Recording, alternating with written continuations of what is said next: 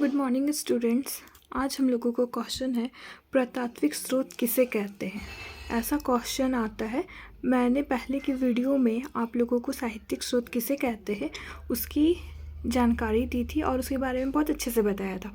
आज हम लोगों का यही क्वेश्चन है, पुरातात्विक स्रोत किसे कहते हैं। तो मैंने पिछली वीडियो में ये भी बताया था कि कोई भी क्वेश्चन का आंसर लिखते समय हम लोग 3 बातों का मुख्य ध्यान देते हैं। सबसे पहले हम लोग लिखते हैं भूमिका, उसके बाद हम लोग लिखते हैं मुख्य बिंदु, उसके बाद हम लोग लिखते हैं निष्कर्ष। ठीक है, तो इस पुरातात्विक स्रोत को हम 4 भागों में बांटते हैं। पहले में अभिलेख, दूसरे में सिक्का, तीसरा में हम लोग बांटते हैं स्मारक और चौथा में कलाकृतियाँ।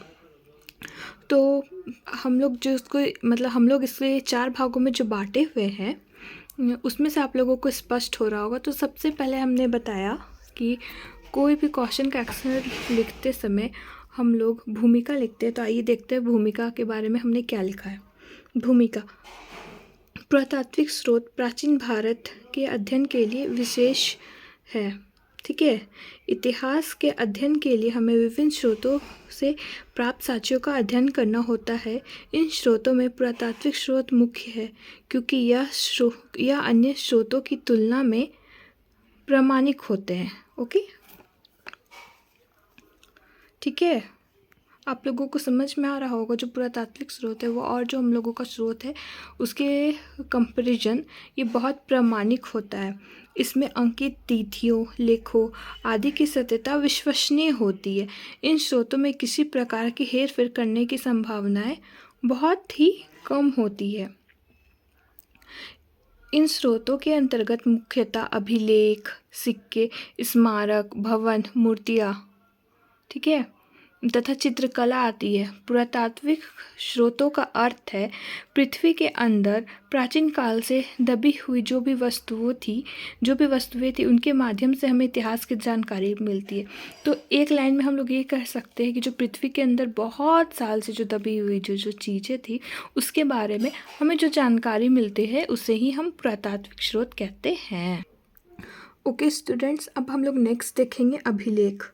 तो अभिलेख 2 प्रकार का होता है। एक अभिलेख होता है सरकारी अभिलेख और एक अभिलेख होता है निजी अभिलेख। ठीक है, तो हम लोग देखते हैं अभिलेख में हमने क्या लिखा है। पुरातात्विक स्रोतों के अंतर्गत सबसे अधिक महत्वपूर्ण स्रोत अभिलेख है। सबसे प्राचीन अभिलेख अशोक के अभिलेख है। अशोक के अन्य अभिलेखों में उसे देवताओं का प्रियदर्शी राजा कहा गया है। ठीक है, मतलब जो देवताओं का प्रिय होता है उसे कहते हैं। उन्होंने अपने नाम के आगे लिखवाया था प्रियदर्शी। ठीक है, इन अभिलेखों से अशोक के धर्म और राजतत्व के आदर्शों पर पर्याप्त प्रकाश पड़ता है। अशोक के अधिकतर अभिलेख ब्राह्मी लिपि में हैं, जिसे भारत की हिंदी, पंजाबी, बंगाली, गुजराती और मराठी आदि सभी भाषाओं की लिपियों का विकास हुआ था। केवल उत्तर पश्चिम भारत में मिले कुछ अभिलेख खरोष्ठी लिपि में हैं। यह लिपि दाईं से बाईं ओर लिखी जाती है। ठीक है, दाईं से बाईं ओर लिखी जाती है। अशोक के बाद अभिलेखों को हम 2 वर्गों में बांट सकते हैं, मतलब अशोक के बाद के अभिलेखों को। ठीक है, सरकारी अभिलेख और निजी अभिलेख। जैसे मैंने पहले बताया, सरकारी अभिलेख या तो राजकवियों द्वारा लिखी गई उनकी प्रशस्तियाँ या भूमि अनुदान पत्र है। प्रशस्तियों का उदाहरण समुद्रगुप्त का प्रयाग अभिलेख है जो अशोक स्तंभ में उत्कीर्ण है, मतलब जो अशोक स्तंभ है उसमें लगाया हुआ है। नेक्स्ट हम लोगों का आता है निजी अभिलेख। ठीक है, निजी अभिलेख बहुधा मंदिरों या मूर्तियों पर उत्कीर्ण है। इन पर जो तिथियां खुदी है उनसे मंदिरों के निर्माण या मूर्ति प्रतिष्ठापन का समय ज्ञात होता है, मतलब कब मूर्ति बनी है उस चीज़ का हम लोगों को जानकारी मिलता है।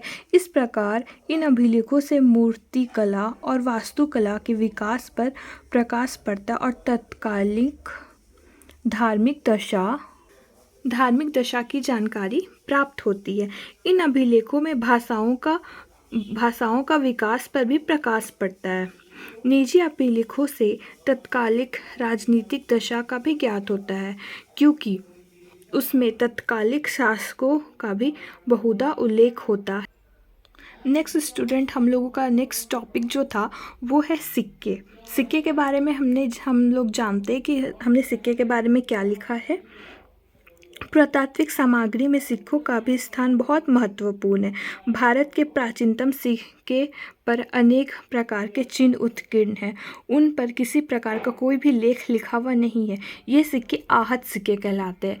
आप लोगों से एक क्वेश्चन ये भी बनता है कि आहत सिक्के, सबसे पहले सिक्के जो हमारे भारत में है उसे, वो सिक्के को क्या कहते हैं? तो हम लोग उसका आंसर लिखेंगे आहत सिक्के।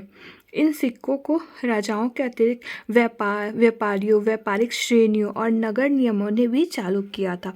ये सिक्के प्राचीन भारत का राजनीतिक इतिहास लिखने में बहुत उपयोगी सिद्ध हुए। गुप्त साम्राज्य के पतन के बाद भारत के इतिहास को जानने के लिए तत्कालिक सिक्के बहुत कम उपयोगी सिद्ध हुए। ठीक है। सिक्के यदि बड़ी संख्या में एक स्थान से मिलते हैं तो यह अनुमान लगाया जाता है कि सिक्कों का प्राप्ति स्थान उस शासक के राज्य का भाग था। यदि सिक्कों पर कोई स्थिति उत्कीर्ण न हो तो उसका राज्यकाल का पता चल जाता था। सिक्कों के पृष्ठ भाग पर जिस देवता की आकृति बनी हो उसे शासक के धार्मिक विचार जाने जाते। सिक्कों में जब सोने की अपेक्षा खोट की मात्रा अधिक होती थी तो यह अनुमान लगाया जाता था कि उस समय उस राज्य की आर्थिक दिशा अच्छी नहीं थी। गुप्त राजाओं के सिक्कों में हमें अनेक काल की प्रमुख घटनाओं की जानकारी मिलती है। मुद्राओं से सांस्कृतिक, राजनीतिक, सामाजिक महत्व की अनेक सूचनाएं मिलती है, किंतु यह नकारा नहीं जा सकता कि मुद्रा प्रणाली का आगमन मानव के आर्थिक प्रगति का एक महत्वपूर्ण चरण है और मुद्रा शास्त्र का प्रयोग मुख्यतः आर्थिक इतिहास के गठन के लिए ही होनी चाहिए। नेक्स्ट हम लोगों का है स्मारक और भवन। इसमें हम लोग पढ़ेंगे कि उस समय स्मारक और जो भवन थे वो किस प्रकार थे और उसके बारे में हमें क्या क्या जानकारी मिलती है। स्मारक एवं भवन प्राचीन काल के महलों और मंदिरों की शैली से वास्तुकला के विकास पर पर्याप्त प्रकाश पड़ता है। उदाहरण के लिए उत्तर भारत के मंदिरों की कुछ अपनी विशेषताएं हैं। उनकी कला की शैली नागर शैली कहलाती है। ठीक है। दक्षिण भारत के मंदिरों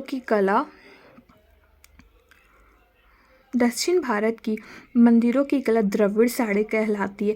इस प्रकार स्मारकों और भवनों से वास्तुकला के विकास के अध्ययन में बहुत बड़ी सहायता मिलती है। मंदिरों, स्तूपों और विहारों से तत्कालीन धार्मिक विश्वासों का पता चलता है। दक्षिण पूर्वी और मध्य एशिया में जो मंदिरों और स्तूपों के अवशेष मिले हैं उनसे भारतीय संस्कृति के प्रसार पर महत्वपूर्ण प्रकाश पड़ता है। 9वीं शताब्दी में वहाँ महायान बौद्ध धर्म बहुत लोकप्रिय हो गया था। इस प्रकार कला के माध्यम से हम भारत और विदेशों के सांस्कृतिक संबंधों का भी अध्ययन करते हैं। ये मैंने आप लोगों को बता दिया। अब इसके अलावा आप लोग और कुछ ऐड करना चाहेंगे तो ऐड कर सकते हैं। कुछ मूर्ति के बारे में, कुछ चित्रकला के बारे में, पुरातात्विक स्रोत के बारे में जो हम लोग जानकारी मिलती है ये सब लिख सकते हैं। बट मेरे को लगता है ऐसा कि वो आप लोगों ने स्तंभ और जो भी था उतना ही लिखेंगे तो काम चल जाएगा, लेकिन आंसर को बढ़ाने के लिए आप ये भी लिख सकते हैं मूर्तियों के बारे में। जैसे हमने यहाँ पर लिखा है प्राचीन काल में कुषाण, गुप्त शासकों और गुप्तोत्तर काल में जो मूर्तियाँ बनाई गई उनसे जनसाधारण की धार्मिक आस्थाओं और मूर्तिकला के विकास पर भी बहुत प्रकाश पड़ा है। कुषाण काल की मूर्तिकला में विदेशी प्रभाव अधिक है। प्राचीन भारत की मूर्तिकला से जनसाधारण के जीवन में पर्याप्त प्रकाश पड़ा है। भारतु, बोध गया, सांची और अमरावती के मूर्तिकला में जनसाधारण के जीवन की अति संजीव झांकी मिलती है। नेक्स्ट हम लोग चित्रकला के बारे में देख लेते हैं। चित्रकला अजंता की गुफाओं के चित्रों में मनोभावों की सुंदर अभिव्यक्ति मिलती है। चित्रकला ने माता और शिशु के मरणासन्न राजकुमारी जैसे चित्रों में ऐसे मनोभावों का चित्रण किया है जो शाश्वत है और जो देश या काल के विषय की बपौती नहीं है। इतना हम लोग लिख लेंगे के बाद हम लोग लास्ट में निष्कर्ष लिखते हैं। तो निष्कर्ष में हमने यह लिखा है, आप लोग अपने मन से भी निष्कर्ष लिख सकते हैं, जो भी हम लोग ने पढ़ा है उसका निष्कर्ष मतलब निचोड़ क्या कहना चाहते हैं आप अपने क्वेश्चन के आंसर में।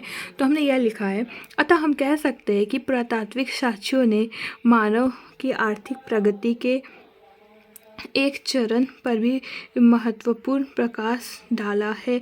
यह चरण भारत में लौह युग का आगमन से संबंधित है, क्योंकि इस समय लौह युग का प्रारंभ हो रहा था। लोहे के प्रयोग का आरंभ एक महत्वपूर्ण तकनीकी उपलब्धि थी। लोहे के प्रयोग से कृषि क्रांति में परिवर्तन हुए और जिन लोगों ने पहले लोहे के औजारों और हथियारों का प्रयोग करना आरंभ किया, वे लोहे का प्रयोग न करने वाले लोगों से अधिक शक्तिशाली बन गए और समाज में उनका प्रधान स्थान हो गया। इस प्रकार पुरातात्विक साक्ष्य की सहायता से हमें प्राचीन भारत के इतिहास को समझने की अपेक्षा अधिक तर्कसंगत ढंग से समझ सकते हैं। धन्यवाद। अगर आपको यह क्वेश्चन का आंसर सही लगा और आप कुछ समझ पाए मेरे आंसर से, तो प्लीज़ वीडियो को लाइक, चैनल को सब्सक्राइब ज़रूर करिएगा। धन्यवाद। मिलते हैं नेक्स्ट वीडियो में, तब तक के लिए bye, have a good day.